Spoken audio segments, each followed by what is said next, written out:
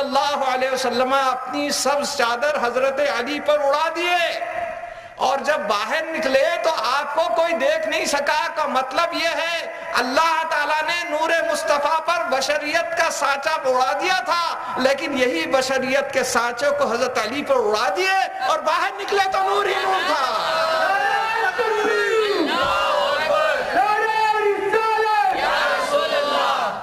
نور کو بھلا دیکھنے کی کس میں تاب ہے؟ وہ نور مصطفیٰ کو دیکھنے کے لیے بصیرت چاہیے، عشق مصطفیٰ کا ارتکاز چاہیے، جبھی کہیں نظر آ سکتا ہے۔ بہرحال آپ یار غار کے پاس ان کے ساتھ تشریف لے کے گئے، اور آپ کو تو واقعہ ہجرت کا پورا معلوم ہے کہ کس طرح حضرت صدیق اکبر رضی اللہ تعالیٰ تشریف لے گئے۔ مجھے اس وقت ایک شعر یاد آتا ہے، ہمارے ہی مکان کے قریب ایک فرید الدین صاحب رہتے تھے۔ ایک مرتبہ وہ حضرت علی شیر خدا کی شان میں ایک منقبتی مشاعرہ رکھ دی۔ مجھے فرصت نہیں تھی مگر پھر بھی میں پہنچ گیا۔ حضرت سیف حموی رحمۃ اللہ علیہ، اللہ تعالیٰ غریق رحمت کرے، ان کی صدارت میں چل رہا تھا جلسہ۔ جب میں پہنچا تو دیکھا تو ادھر سین بھی ہے ادھر شین بھی ہے۔ حضرت علی شیر خدا کے وہ بھی دیوانے ہیں، ہم بھی دیوانے ہیں، دونوں موجود ہیں۔ اب ایک ایک اپنی اپنی منقبت سنا رہا ہے، اور اس میں طرح دی گئی تھی، علی کا نام لینا بھی خدا کا نام لینا ہے، کیونکہ اللہ کے ناموں میں سے ایک نام ہے وہ هو العلی العظیم، علی اللہ کا بھی نام ہے۔ تو انہوں نے طرح مصرع دی تھی کہ علی کا نام لینا بھی خدا کا نام لینا ہے۔ اس پر کئی لوگ اپنے اپنے طرف سے گزارے۔ جب ہماری باری آئی تو میرا ایک ایسا شعر تھا کہ ادھر سین بھی خوش ادھر شین بھی خوش۔ آپ کو سنا دیتا ہوں، مجھے ذہن میں آ رہا ہے، آپ بھی خوش ہو جائیں گے۔ شب ہجرت علی بستر پہ ہیں اور غار میں صدیق، شب ہجرت علی بستر پہ ہیں اور غار میں صدیق، نبی ہی جانتے تھے کس سے کیسا کام لینا ہے، نبی ہی جانتے تھے کس سے کیسا کام لینا ہے، علی کا نام لینا بھی خدا کا نام لینا ہے۔ بہرحال حضور صلی اللہ علیہ وسلم مدینہ منورہ کے جانب تشریف لے جا رہے ہیں۔ ہجرت کے دوسرے دن تیسرے دن حضرت علی شیر خدا صبح صبح اٹھے، جن جن کی امانت تھی ان کے حوالے کر دیے، اور وہاں پر قریش کے سردار جھانک کر دیکھ رہے ہیں تو بستر پہ کوئی سو رہا ضرور ہے، لیکن جب حضرت علی نکلے تو ان کو تعجب ہوا، کہا کہ تمہارے پیغمبر کہاں ہیں؟ آپ نے فرمایا واللہ عالم، اللہ تعالیٰ کہاں لے گیا پتہ نہیں۔ اب پریشان، طرح طرح کی پریشانیوں میں مبتلا ہو گئے، مگر حضرت علی شیر خدا مولا علی رضی اللہ تعالیٰ عنہ سرکار کے حکم کی تعمیل میں جس جس کی بھی امانتیں تھیں ان کے حوالے کر دیے۔ اس کے بعد آپ بھی نکلے تو کیا ہے، دوسرے دن سرکار کے قافلے میں جا کے ملے۔ حضور صلی اللہ علیہ وسلم مدینہ کے طرف تشریف لے جا رہے ہیں، اس قافلے میں حضرت علی شیر خدا سرکار کی قدم بوسی کر لیے، مل لیے، قافلے میں شامل ہو گئے۔ قافلے کے چند لوگوں نے حضرت علی شیر خدا سے دریافت کیا، یا علی، آپ کے اوپر تو رات تمام تلواریں سینے پر لٹک رہی تھیں، آپ کو ایک سیکنڈ بھی نیند نہیں آئی ہوگی، ایک لمحہ بھی آپ نہیں سوئے ہوں گے، آپ پہ خوف طاری ہوگا۔ حضرت مولا علی کرم اللہ وجہہ نے فرمایا، ارے کیا بول رہے ہیں، زندگی بھر میں مجھے ایسی میٹھی نیند نہیں آئی جیسے اس وقت آ گئی ہے۔ کہا بات سمجھ میں نہیں آ رہی ہے، تلواریں لٹکی ہوئی ہیں اور آپ کو میٹھی نیند آ رہی ہے، یہ تو بات سمجھ میں نہیں آ رہی۔ تو کہا سن لو، میٹھی نیند نہ آنے کی وجہ سن لو. میرے آقا حضور صلی اللہ علیہ وسلم نے فرمایا تھا کہ اے علی، صبح میں جس کی امانتیں ہیں اس کے حوالے کر کے قافلے مدینے میں آ کے ملنا. میرے سرکار جب فرما دیے ہیں تو پھر وہ صبح میں نہ میری موت آ سکتی ہے، نہ راستے میں موت آ سکتی ہے، قیامت آ سکتی ہے، مگر میری موت نہیں آ سکتی ہے.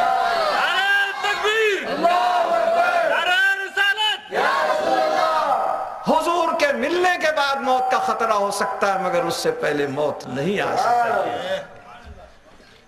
بہرحال کب سے سرکار کا نور اپنا جلوہ دکھا رہا ہے. حضرت جبریل علیہ السلام سے سرکار نے ایک مرتبہ دریافت کیا، مشہور حدیث ہے، آپ نے کئی مرتبہ سنی ہوگی.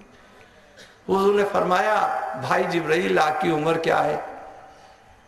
انہوں نے کہا حضور ڈیٹ آف برتھ تو کہیں بھی میری لکھی بھی نہیں ہے، لیکن اتنا ہے آپ کو اندازے کے لیے ایک بات سناتا ہوں کہ آسمان کے چوتھے حجاب میں ایک ستارہ بڑا روشن طلوع ہوتا ہے، اور وہ ایک مرتبہ دکھنے کے بعد پھر 70,000 برس کے بعد پھر وہ سرکولر ہو کر اپنے آربٹ پہ آتا ہے.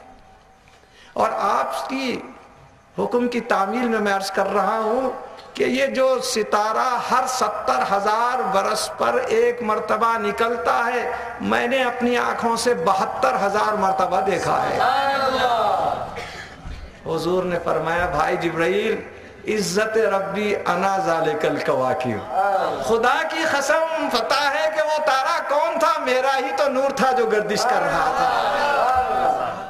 یہ ہے نور کی قدامت. قد جاءکم من اللہ نور، نور رب نور نبی تنویر ہے دونوں کی ایک، نام ہی کا فرق ہے تصویر ہے دونوں کی. اللہ تعالیٰ نے اپنے نور سے، اپنے دست قدرت سے نورانی پتلا بنایا. اب دیکھیے کہ اللہ تعالیٰ نے اس نور کی خدامت کے لیے کیا کیا قدرت کے کرشمے دکھائے. آپ کے سامنے میں وہ واقعہ بھی بیان کروں. علامہ زرقانی اس واقعے کی بڑی تفصیل سے تحریر فرماتے ہیں، اور وہ مواہب اللدنیہ میں یہ واقعہ لکھا ہے. اس کی شرح میں حضرت علامہ زرقانی فرماتے ہیں کہ سرکار دو عالم صلی اللہ علیہ وسلم کی دنیا میں تشریف لانے سے 1000 سال پیشتر، ایک نہیں دو نہیں 1000 سال پیشتر، یمن میں ایک بادشاہ تھا، اس کا نام تھا تبع.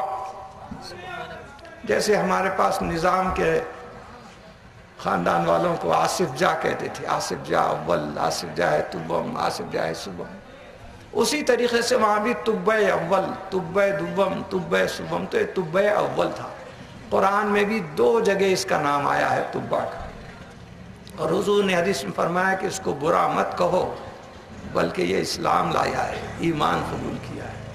تو اس کا ارادہ ہوا کہ کب تک میں اپنے ملک یمن میں رہوں، کچھ نکل کے دیکھوں کہ کدھر کدھر سیر کر کے کہ دنیا میں کیا ہو رہا ہے. سب سے پہلے شمال کی طرف روانہ ہوا، پہنچا خانہ کعبہ کے پاس، پڑاؤ ڈال دیا.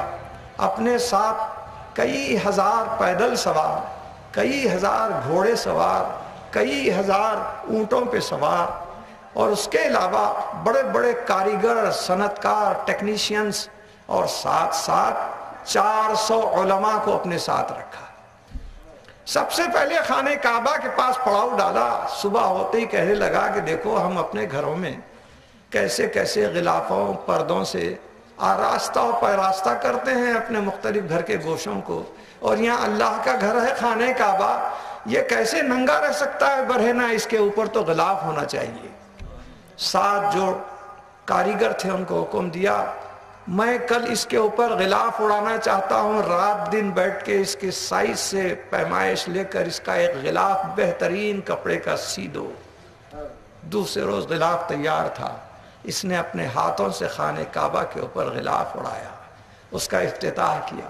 اور مفسرین لکھتے ہیں خانہ کعبہ کو اس سے پیشتر کوئی بھی غلاف نہیں اڑایا. سب سے پہلا غلاف اڑانے والا یہی تبع حمیری ہے. اس کے بعد سے مسلسل اس کے اوپر غلاف اڑانے کی روایت جاری ہو گئی. اور آج تک جاری ہے. پہلے مصر سے بن کے آتا تھا، بعد میں پاکستان سے، اب تو خود سعودی عربیہ میں ایک چھوٹا موٹا کارخانہ، ایک فیکٹری بنا دی گئی ہے جہاں ہر سال کئی کلو سونے کے تاروں سے اس غلاف کے اوپر مختلف آیات قرآنی کو جڑا جاتا ہے، نقش کیا جاتا ہے. تو یہ غلاف چڑھا دیا اور اس کے چند روز رہنے کے بعد وہاں سے نکلا اور شمال کی طرف چلا. شمال کی طرف کیوں؟ نہ جانے اس کو شمال کی طرف کا شوق کیوں ہوا. کہتے ہیں کہ اسی خانہ کعبہ میں آج جو بھی حضرات حاضری دیے عمرے میں ہو یا حج میں، آپ نے دیکھا ہوگا کہ جس طرف حتیم ہے اسی کے اوپر خانہ کعبہ کو ایک پرنالہ لگا ہوا ہے جس کو میزاب رحمت کہتے ہیں. میزاب رحمت یعنی چھت کے اوپر بارش اگر ہو، کوئی پانی اسٹیگنیٹ ہو جائے، جمع ہو جائے، تو اس کی نکاسی کے لیے یہ پرنالہ سونے کا بنایا گیا ہے. اور جب کبھی پانی نکلتا ہے تو لوگ جا کے نیچے کھڑے ہو جاتے ہیں، اس پانی کو اپنے جسم پر ڈالتے ہیں، کرتے ہیں. تو یہ پرنالہ کیوں لگایا گیا؟ لوگ کہنے لگے کہ بھئی یہ حتیم کے طرف ہی کیوں لگایا، اس طرف کیوں نہیں لگایا، اس طرف کیوں نہیں لگایا؟ تو کسی اللہ والے نے اپنی باریک بینی سے دیکھ کر یہ نتیجہ نکالا. دیکھو جی، میرے آقا جب دنیا میں تشریف لے آئے تھے تو اس وقت یہ کعبہ اس خیال سے کہ میرا رکھوالا آ گیا ہے، جھوم جھوم کر کعبہ فوری سجدے میں گرا اور سجدہ کدھر کیا؟ تو شمال کی طرف کیا. دراصل شمال کی طرف ہی مدینہ منورہ ہے. وہ دراصل نمائندگی کر رہا ہے، نشاندہی کر رہا ہے. جیسے عام طور پر ہوتا ہے کہ گلی میں کلینک ہے تو گلی کے موڑ پر ایک ایرو لگا دیتے ہیں اور کہتے ہیں راستہ برائے کلینک، روڈ ٹو کلینک. ویسے یہ اپنا ایرو بتا رہا ہے کہ دیکھو میں جس وقت مدینے والے سرکار پیدا ہوئے تھے تو میں سجدے میں گرا تھا، ان کا روضہ مبارک اس طرف ہے، شمال کی طرف ہے. تو اب اس شمال کی طرف اس کا پھر قافلہ چلا، پہنچا مدینہ منورہ میں. وہاں پر تو سرکار ابھی پیدا بھی نہیں ہوئے تھے، 1000 سال پیشتر تو سرکار کے روضے کا سوال بھی نہیں تھا. وہاں پر ایک آدھ ہفتہ رہے، اس کے بعد پھر یہ طبہ اپنے گھر کو، اپنے یمن کو واپس ہونے کی تیاریاں شروع کر دیا. سب لوگ تو تیار ہو گئے، رخت سفر باندھ لیے. علماء کرام نے کہا کہ ہم یہیں رہنا پسند کرتے ہیں. پوچھا کیا بات ہے؟ تو کہا ہم کو بشارت ہوئی ہے کہ یہ وہی سرزمین ہے جہاں نبی آخر الزماں صلی اللہ علیہ وسلم تشریف